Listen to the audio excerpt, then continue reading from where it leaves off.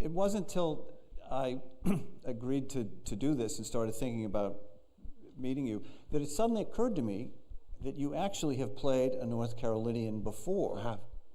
Inman in Coal Mountain. So was that a help? It was, yeah. It was a familiar, again, going back to the rather technical discussion of the muscles in one's mouth. It was, yes, it was a sound I'd acquired and one that I'd really enjoyed. You were able to pick it back up? Yeah, I mean, I went back to work from square one because it felt right, because it had been 13 years. Gosh, yeah, 13 years since Coal Mountain. So I started from square one, but it was also a sound that I enjoyed. I haven't always done accents that I particularly enjoyed, but I liked it very much. We actually have a clip from Coal Mountain, so maybe we take a look at that. Gosh, I haven't seen that in a long time. Pretty great. But it must have been an immensely difficult part. I mean, by the end, some of that's makeup, but it's not all makeup. I mean, you have literally been through it, right? Yeah. It was an interesting experience. It was very well considered by everyone, you know, on the behind the camera as to how to capture this immense journey and time scale, and they were really considered, well, led by the wonderful Anthony Minghella, who I know you wanted to talk about tonight.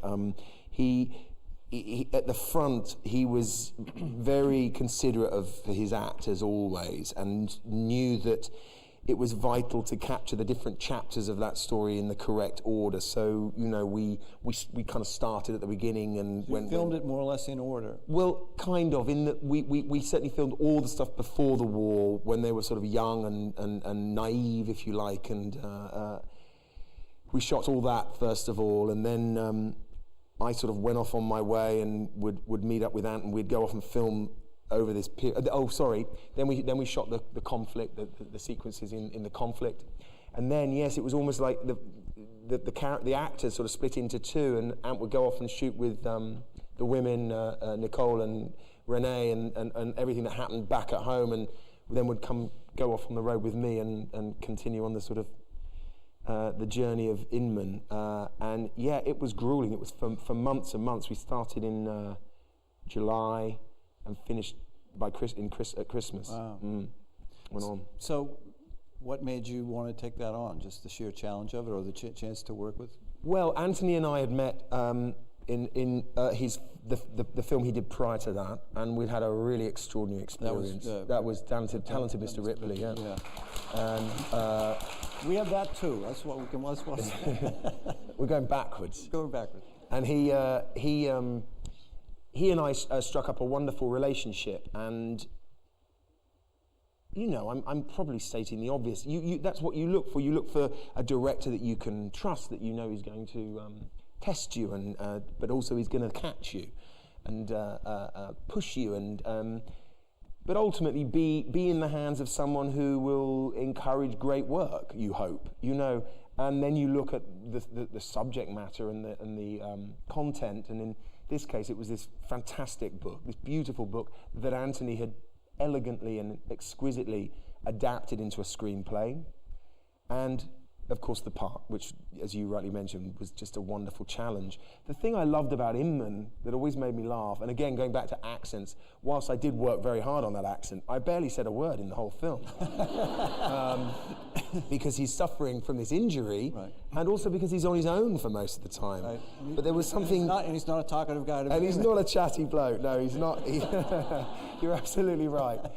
He's a man of action, or a few words. And so there was also this wonderful challenge of capturing this man's journey, this emotional scarring, this emotional, spiritual depletion, really, at the hands of conflict and a world that he just saw tearing itself apart through physicality.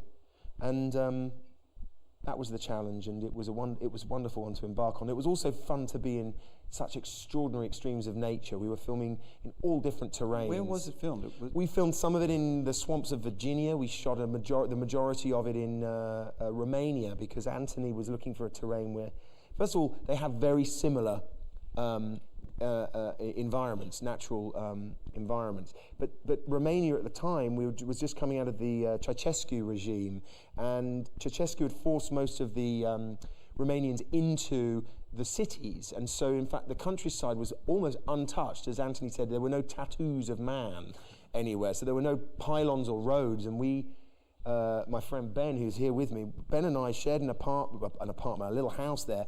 We were the only people with a car in the village. Everyone else had horse and carts, and we were getting milk in a pail every morning that we had to pasteurize, or Ben pasteurized actually. And I mean, it was pretty basic, you know, and there were families still out in the meadows hoeing the crops, you know. Wow. So how did you meet Minghella in the first place? The first time I was aware of Anthony was actually through my mother. My mum was a teacher originally, and then decided to take up follow her passion for theatre, and she set up a theatre company, and one of her first plays was A Little Like Drowning, which was one of Anthony's first plays. And she wrote to Anthony and asked for some advice, and him, in his typical embracive and passionate way, invited her over for lunch and talked her through the entire play. And so I remembered then his name, and I remembered seeing the play, and I was familiar with him and his work. And then, I'm embarrassed to say this. I was working with his wife. I was doing this very odd little British film with a Chinese director, and his wife was producing it, and he offered me the part of Dickie Greenleaf in The Talented Mr. Ripley, and he'd just won, I think, 9 Oscars for The English Patient, and I turned down the part. I don't know why. I don't know what I was thinking. I think, if I'm honest, I was like 25 or 6, and I sort of thought it was I thought it was a part that played too much on just good looks, and it wasn't, there wasn't a lot to it. And thank goodness, he came and saw me and sort of talked me through the possibilities in this role. And we embarked on what ended up being a wonderful creative collaboration. We did Ripley, we did Cold Mountain, and then we did his final film before he passed away, Breaking and Entering. We have a clip from Ripley. Let's look at that. I'm seeing it.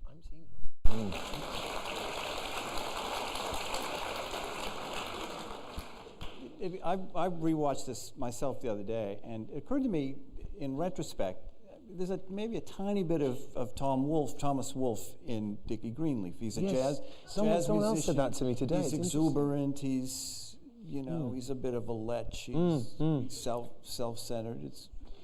It's funny. I hadn't made that connection. You're the second person who said that today. I think because you tend to leave, as happy as the experience may be.